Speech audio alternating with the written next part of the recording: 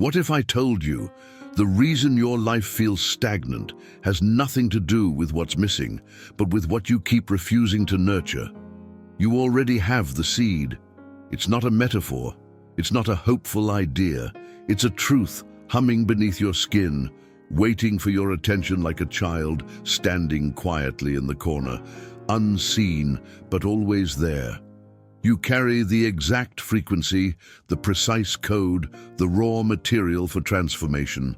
But it's dry, it's waiting, and maybe it's been waiting for a long time. We keep asking for more signs, more clarity, more proof. But how long will you keep blaming the drought when the watering can is in your hands? This is where it gets real. Because the ache you feel inside, it's not confusion, it's starvation. Emotional starvation, spiritual dehydration. The painful truth is, most people aren't lost. They're just spiritually malnourished. Not because they don't care, but because they keep feeding distractions instead of their essence. They keep showing up for everything except themselves. It's easier to scroll than to sit still. Easier to search outside than to listen within. But the soul doesn't bloom under shortcuts. And your seed, your divine seed, can't grow on borrowed energy. Bruce Lipton said it clearly. Your biology responds only to what you emotionally nourish, not what you hope for, not what you fantasize about in a moment of temporary high, but what you water daily, emotionally, consistently, quietly. So let's start here, Winterber, with a mirror. Not content, not information, but a reflection. Because this isn't a motivational speech. It's a gentle interruption, a soul-level reminder. You already have the seed. Now the question is, what are you doing with it? In the next part, we're going deeper into something that silently sabotages your growth, the hidden vibrational dissonance that dries out your potential, even when your intentions are pure.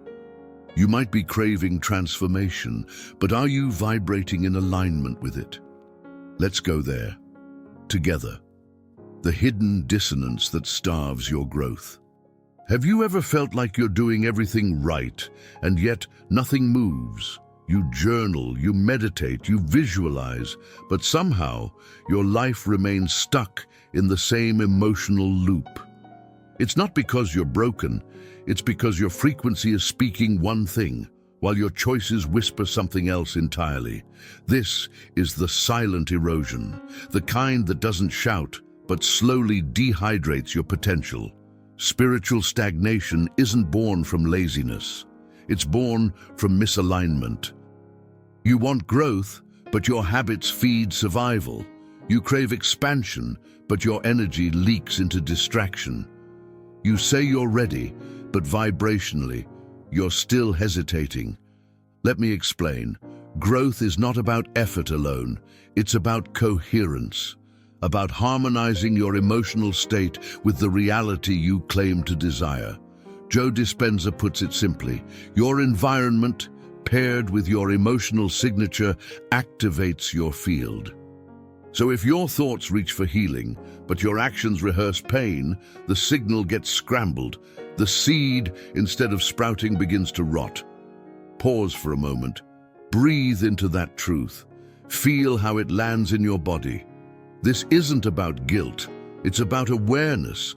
Because once you see it, you can change it. The vibration you maintain daily, not the one you visit occasionally, is what shapes the soil where your future tries to root. You are not what you think you are. You are what you sustain emotionally. That's the terrain your soul plants itself in. And if that terrain is filled with conflict, doubt, or unconscious patterns of scarcity, no amount of spiritual intention can override it. But what if the most powerful truth was hiding where you never thought to look? What if your stagnation isn't failure but feedback? Not a dead end, but an invitation. Let me give you an example. Imagine someone who deeply desires love yet continually avoids intimacy. They meditate on attracting a soulmate, but energetically flinch at vulnerability. They think they're blocked, but really they're out of tune. Their desire and their frequency are playing two different songs, and the soul can't grow in that kind of noise. Now we're going even deeper into something most people mistake every single day. They see silence and assume it means failure. They confuse stillness with "it's not working," but in truth, it's a sacred phase. In the next section, we're going to explore the power and purpose of dormancy, why the seed sometimes stays hidden beneath the surface, and why abandoning it too soon is the very thing that delays your breakthrough. Mistaking dormancy for failure. We live in a world obsessed with quick results, faster healing, instant change, overnight growth, and yet nothing in nature rushes, and still everything blooms. The soul follows a different rhythm, one that honors timing, mystery, and sacred unfolding. But when we don't understand this rhythm, we often give up, not because it's over, but because it's quiet. Dormancy is not death. It's sacred gestation. Your seed, your potential, your healing, your awakening may be in a phase of stillness. It may be gathering strength, preparing its roots in the unseen. But because it hasn't sprouted by the time you expected, you assume something went wrong. And in that assumption, you stop nurturing it. You walk away, you pull back your energy, and the very thing that was about to rise withers. Let me offer you a new lens. Edgar Cayce, the mystic known for his soul readings, often spoke about time not as a clock, but as a contract, a soul agreement. Sometimes your path delays, not because you're off track, but because the timeline your soul signed up for isn't complete yet. The delay isn't denial, it's design. But I know how painful it can feel to keep showing up, to keep holding faith in something invisible, to water ground that shows no sign of green, yet the most beautiful roots grow in the dark. They anchor before they rise. They stabilize before they bloom. Pause now. Reflect. Is there an area of your life where you've mistaken silence for absence? A dream, a relationship, a healing that you abandoned, not because it failed, but because it didn't respond fast enough? Here's the process. When things go quiet, don't withdraw. Lean in. When nothing moves, it doesn't mean you're stuck. It means something deeper is being formed. Your energy is still working. Your field is still listening. The seed has not forgotten how to grow. But it needs your patience more than your pressure. You've seen it before, you just didn't know how to read it. You called it failure, but it was the moment right before breakthrough. What you water with faith during stillness comes back stronger than anything forced. And now that we've entered this quieter terrain of gestation, let's uncover another layer, the one that slowly suffocates your spiritual growth without you even realizing. In the next part, we'll talk about the invisible sabotage of passive spirituality, how we often hide behind signs, rituals, and spiritual routines, while quietly avoiding the emotional work that actually grows the soul. The invisible sabotage of passive spirituality. Thank you for staying with me this far. It means something. It really does. The fact that you chose to be here, that you clicked on this video when you could have chosen anything else, that's not random. It's resonance. So take a breath, and if something has already stirred inside you, share your experience in the comments. Your story could be the mirror someone else needs today. And if this path feels aligned, subscribe and be part of our community. We grow together here. Now let's bring light to a subtle yet powerful trap. A trap that looks spiritual, but actually delays your evolution. Passive spirituality. It's the moment when you stop growing and start waiting for a sign, waiting for a message, waiting for the energy to feel right. But sometimes, waiting becomes avoidance. You delay your next step, not because the timing isn't right, but because facing the next layer feels too raw, too heavy, too real. Let me say something clearly. Waiting for signs can become a beautifully disguised excuse for emotional avoidance. You light the candle, you pull the card, you listen to the frequency, but deep down, you're using the ritual to bypass the responsibility. You ask the universe for miracles, while rejecting the discomfort that real change demands. Bruce Lipton reminds us, your genetic potential, your ability to heal, expand, transform, is not activated by wishing. It's triggered by action, by choice, by deliberate embodied alignment. Growth doesn't happen at the peak of the ceremony. It happens in the repetition that follows it, not in the vision, but in the daily return. When you show up for yourself, even when the magic feels far away. When you keep watering, even when the soil still looks dry. Let me give you a clear image. Imagine someone who prays for peace, but continues feeding chaos with their choices, who meditates every morning, but avoids every hard conversation. They think they're growing, but really, they're circling. That's the hidden sabotage, confusing emotional highs for transformation. But real growth, it's not glamorous, it's not always pretty, sometimes it's messy, quiet, uneventful, but it's always real. Pause now. Ask yourself, have I been waiting instead of nurturing? Have I used spiritual alignment as a reason to not take that next brave step? Because now we're going even deeper. In the next chapter, we'll uncover how ancient cultures understood the art of nurturing the unseen through rituals that weren't about performance, but about presence. Let's rediscover the forgotten wisdom of inner watering and see how it still speaks to us today. Ancient codes, the watering ritual in lost cultures.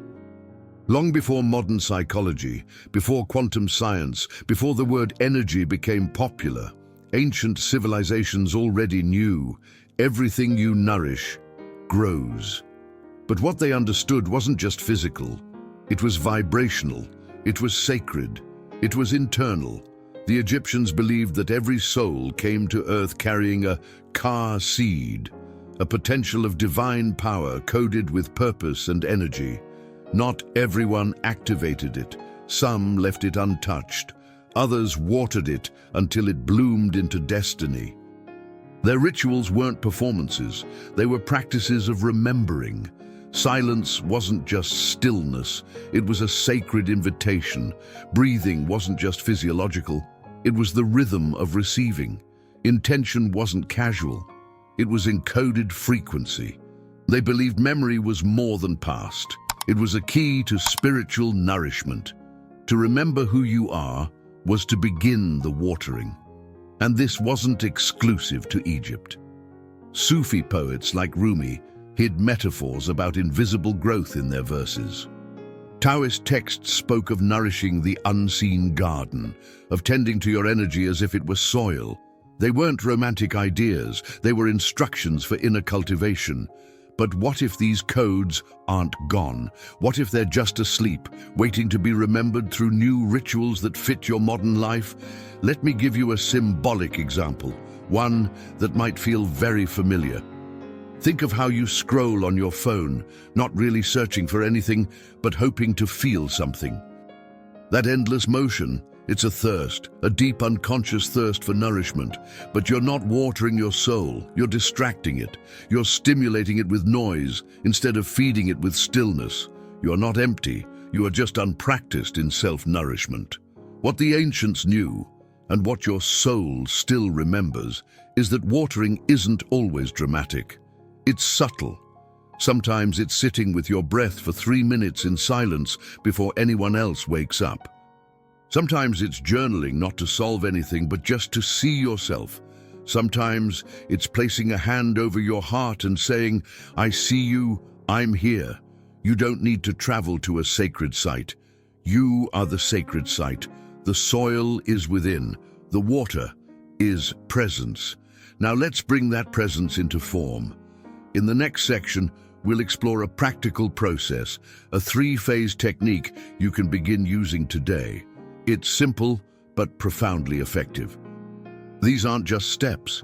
They're invitations into a deeper alignment with your energy and your growth. The three-phase watering technique for energetic growth.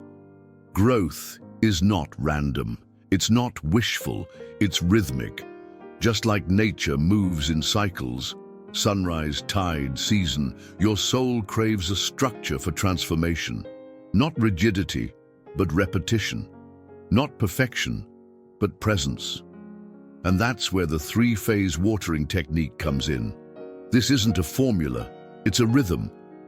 A pattern that invites your energy to return to coherence, to return to itself. Because when your inner world stabilizes, your outer reality begins to shift, not by force, but by frequency. Let me guide you through it. Phase 1, emotional stillness. Before anything can grow, you must stop the leaks. Emotional leaks, the scattered thoughts, the loops of self-doubt, the chaos of overstimulation, they bleed your energy. They don't just distract you, they dilute you. Stillness isn't emptiness. It's concentration. It's where your energy comes home. Pause now. Breathe into that space behind your eyes. Imagine all the scattered pieces of you returning, just for this moment. That is the beginning of watering. Phase 2, vibrational alignment. Once you're still, you plant the message. This is where intentional language becomes fertilizer for your frequency. Speak not to wish, but to declare, to realign. Use phrases that nourish what you want to expand. Say them out loud, whisper them. Write them. Try this. I nourish what I want to grow, or I trust the unseen process that's already unfolding, or simply, my energy is listening, and I am ready. You're not casting spells. You're building resonance. Phase 3, energetic repetition. This is where coherence takes root. Choose a specific time each day. Same place, same act, same focus. This isn't discipline for discipline's sake. It's a signal to the field. You're telling your energy, this matters. I'm serious. I'm consistent. Joe Dispenza's research shows that repetition creates neural coherence, which means your brain starts wiring in alignment with your new state, and your external field begins to follow suit. That's not magic, that's embodiment. Here's what this could look like in real life. Every morning before checking your phone, sit for 2 minutes with one intention. Every evening, journal one sentence that affirms the seed you're watering. Choose something sustainable, not dramatic. Remember, you're not performing for the universe. You're harmonizing with it, because this isn't spiritual luxury, it's vibrational hygiene. Now that you've felt the structure of growth, we need to explore the very reason most people abandon the path. Not because they're weak, but because their expectations were misplaced. In the next chapter, we'll uncover why so many never truly grow spiritually, even with the right tools. And why it has nothing to do with capacity and everything to do with consistency, the real reason. Most people never grow spiritually. First, let me say this. If you've come this far in the video, thank you. Thank you for your presence, for your willingness to feel, for walking this path, not just with your mind, but with your heart. You being here matters. So if this journey has already touched something in you, take a moment to share your reflections in the comments. You never know how your truth might unlock someone else's. And if this feels like home, this space, this energy, subscribe and join us. We are not here to impress. We are here to evolve together. Now let's speak truth. The real reason most people never grow spiritually is not because they lack knowledge. It's because they resist responsibility. They chase revelation, but avoid the reality that revelation without application is just entertainment. The ego loves beginnings. It loves declarations. It loves the rush of starting fresh. But the soul requires sustaining. It requires return, ritual, repetition. You're not blocked. You're inconsistent. That may sound harsh, but it's deeply compassionate. Because it's not judgment, it's clarity, and clarity sets you free. You see, the most powerful spiritual changes rarely come through epiphany. They come through integration, through the small, unglamorous choices you make when no one's watching, when it's not exciting, when it's not new. Let me give you an example. Think of a musician. In the beginning, the spark is thrilling, learning chords, writing songs, feeling the inspiration. But true mastery, it happens in the boring, in the scales, in the repetition, in the daily touch of the instrument, even when nothing big is happening. That's how a soul grows, not in the peak, but in the return. So ask yourself, are you honoring the root or just craving the fruit?